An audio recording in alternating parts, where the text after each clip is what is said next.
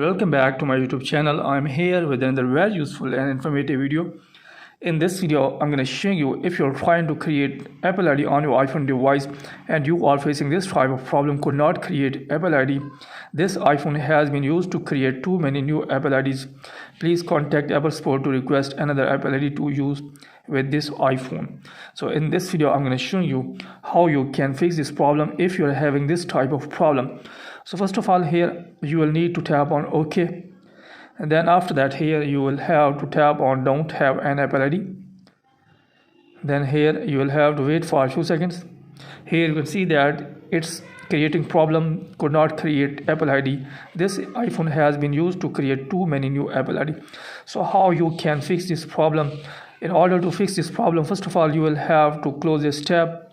Then after that, here you will have to search for App Store. So here is App Store. You will have to just simply open this. Then after that, you will see this type of interface. Here you will have to tap on profile icon. Then you will see this type of interface. Here you will have to tap on create new Apple ID. So after that, here you will need to wait for a few seconds.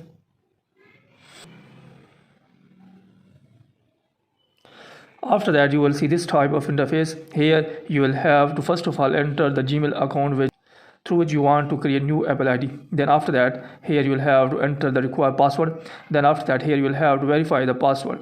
First of all, here you will have to enter the Gmail account through which you want to create new Apple ID. Then after entering the Gmail account, you will have to enter the required password. So here you will have to enter the password.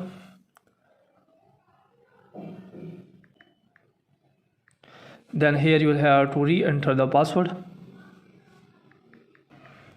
Then after entering the Gmail account and password, you will have to here select your country. Let's suppose I want to select here Pakistan.